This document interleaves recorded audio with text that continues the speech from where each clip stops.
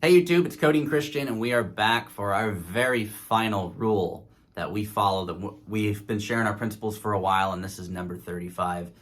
You got to learn how to convert your problems into cash flow problems. Now, what the heck does that mean?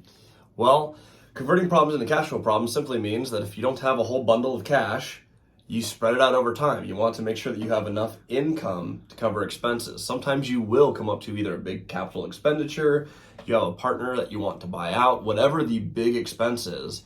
If you can turn it into a cash flow problem, you can make it so that the real estate buys the real estate. Something we say all the time on this channel. Maybe we don't go in depth enough on that often enough. So this video, we're going to do that. Give you some very specific examples of how you take a legitimate problem and some problems that we've run into and how you extend those into cash flow problems so that your real estate does in fact pay them off. Now, the real acknowledgement here is that cash flow problems are always better than upfront problems. If you had to come up with 200 grand tomorrow, maybe you can, maybe you can't. But if I could come up with 200 grand tomorrow, I'd rather just pay a couple $1,000 a month for an extended period of time and then use the 200 to go buy other stuff that can produce more income for the long term. The goal here is to look into the future and say, what do we want to have? And if I expend everything today versus creating a cash flow problem that I can pay for over the long term, am I going to be happier in the future? And for us, we wanted to keep expanding. If we expended everything we had up front, we'd run out of money very quickly. That's what most people encounter in the real estate space, because you can't buy everything. You run out of money, well, all of a sudden, or if you have a debt come due, you got to write a big check. If you're out of money, this is where Christian was at with his 2 duplexes. He couldn't keep expanding. If he found a way to, instead of having to write huge checks, pay monthly payments on those, he could keep expanding indefinitely as long as his cash flow could match the expenses. And that's why I always buy cash flowing deals. You go for day one cash flow, preferably with some really great upside so that your cash flow gets stronger and stronger. Where people get stuck is when you buy properties at break even, or worse, you buy deals that actually cost you money every month, even if it's just a little bit.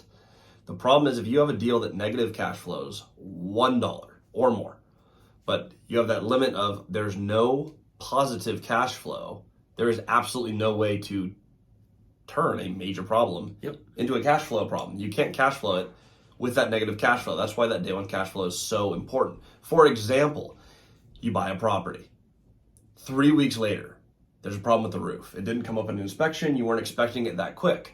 You were going to try to budget for it throughout the year, and it happened to you right now. Yeah, even if a tree falls on it and it costs you $40,000, you may say, well, insurance will pay for it. Well, you got to pay the contractor, and the insurance isn't going to pay out for a while. So you got to pay the bill to get it fixed, otherwise your tenants leave. Now you're just losing money. So how do you actually do this? Like practical application, like the first thing that I would ask is you talk to the contractor. You go, can we do this in payments? Is there a way to just installment payment this? What is the minimum that I can put down right now, and how do we work this? So and we've done that before. Yeah, we've done that before, where we need to extend payments. We've done it on multiple different assets, and then we can knock it out over time.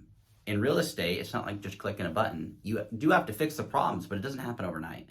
So when you're working with people and you build these relationships, if you can extend, it's like free credit. If you can just extend because you have a relationship, the amount of time that it takes to pay them back, well, now you're just working together to figure out, okay, I have this $40,000 bill. How do I pay this over maybe a year in that case, so that it's much more affordable for you and you don't lose it? Because it's one thing to buy real estate. It's another thing not to lose it. If you can extend your obligations for long periods of time, it helps you out on the back end. Yeah. Now, what would we do in the situation of we just bought a building and we bought it right, so it's cash flowing? We have that major roof expense. The contractor says, no, I need 50% up front and I'm going to get the other 50 at completion. You can't make it a cash flow problem through the contractor. How would you handle that?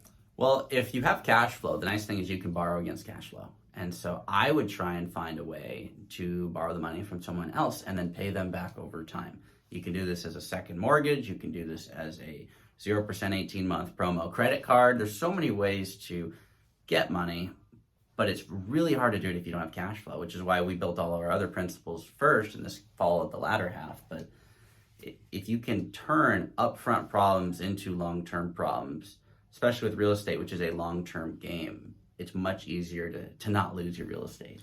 Yeah.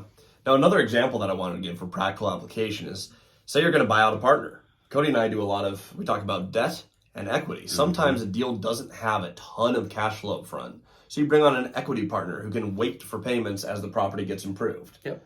Now, you still buy cash flowing deals, but sometimes that cash flow is smaller than you want day one. We get to the point where we increase the income. How do we actually handle the partnership buyout and say we have a buyout coming up in 3 years? If we want to buy them out now, how do we turn that into a cash flow problem? Yeah, so we've done it a couple different ways. You can just write a check. If you got a bunch of money and you want to get rid of partners, write a check. You can pay off debt with money. You can pay off people with money. What? However, if you don't have money, which is what happens to real estate investors, you can typically run out of cash really quickly, is you can write a note. They can sell or finance their ownership to you. So we've done that before where we end up writing a promissory note in exchange for their ownership in the asset. And that, for us, gives us ownership of the deal, 100% seller finance, because now the owner, which is our partner, finance their ownership to us, and we get to make payments to them over time, which the real estate then covers. And there's simple rules to do this. And conveniently, we recorded the last 34 of the rules in our last videos in the series. One of the main ones is, just like buying a deal, it has to cash flow. So all you have to do to take the equity piece and solve that problem to make it a cash flow problem is you need to get your asset performing where the cash flow is greater than the new debt. Yep. Just because it made sense day one, if you add new debt, it can break your model. You want to do a stress test on your portfolio, increase the leverage 20% and see how it does. If you add debt, meaning if you add new financing to that asset and it increases your debt payments, all of a sudden you could be underwater. So while it's good to have your good team and good to have cash flowing assets, you can make it go negative really quickly. So you have to be careful how you structure it. Make sure you run the math, because even if you could buy it and it made sense day one, you could ruin it later by adding too much debt. It's really important not to over leverage. Real world example, we actually had someone, a deal that had 3 equity partners. One of Not them, doing that again. No. The less partners you have, the better. Well, it is simpler. Yes. We had one person who decided it was the wrong deal for them. It was a 5-year note, and what was it, 6 months in? 5 months in? We're 6 months into a 5-year partnership. And they go, I need my money back. It's like, well, that's not exactly how This works. partnerships work. You don't just get to pull money out. It's not an ATM. That being said, we made the decision we want to help them out. Yep. We are going to make it happen, cash them out. Now, we had 2 other partners. We made the decision as well. It would be nice if we're going to buy someone out right now. Let's buy everybody out. Yeah, let's execute everyone. The problem is we only had cash to buy that first person out.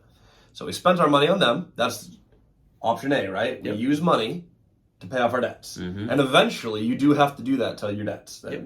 You will have to actually earn or generate the money somehow to pay them off. However, we extended time on the other ones and said, hey, we don't have the cash right now. The property has improved to where we can fix your payments. Instead of just getting a percentage of cash flow based on your ownership, we can give you stable income because the property now has enough monthly cash flow to fund debt. So we wrote 2 notes to cash out 2 partners. Just like that. I mean, we got 100% of that deal ourselves, and the real estate bought the real estate. Now talk about the biggest problem you could cash flow your way out of. If you want to be worth $10 million, your problem is you're not. You might be, but you're probably not if you're watching this. So if your goal is to be worth $10 million, borrow $10 million. Now you got a cash flow problem. You cash flow problemed your way to a $10 million net worth. If you're buying $10 million of real estate, you can't just deliberately overpay. But if you want to be worth $10 million, borrow $10 million on cash flowing real estate and let your tenants pay it off over time. That's the way to play the game. So if you talk about like a super big cash flow problem that is upfront an equity problem, you don't have $10 million of equity, borrow it and let someone else pay it off. That's how you can convert it into a cash flow problem, and that's how we're going to get rich. Now, if you haven't liked or subscribed yet, please do. I know we're at the end of this series, so if you just absolutely loved this series, I apologize. These are the 35 rules that we stick to. Maybe one day we'll add some more, but this is the series. What we have coming next, over the next few weeks, we're going to be delivering content. I have a few interviews that we've already recorded that we're going to put on there. Cody and I are going to just keep posting videos for Monday. Starting January, I believe it's going to be about mid-month, Soli Cayetano is going to join us for a multi-week series. She is 24 years old. She has 30 units, all out of state in Cincinnati and Augusta. We're very, very excited to introduce her on the channel. We actually had an interview with her just a little while back. We're going to be talking out-of-state investing, investing when you're young, creative finance, a whole bunch of great topics from great young people in the space. Favorite thing about her, like Cody, she shows what you can do at a young age, regardless of your experience, regardless of where you're at, regardless of where you're located. Very excited for that series. Stay tuned. That's coming in January. Stick with us in the meantime.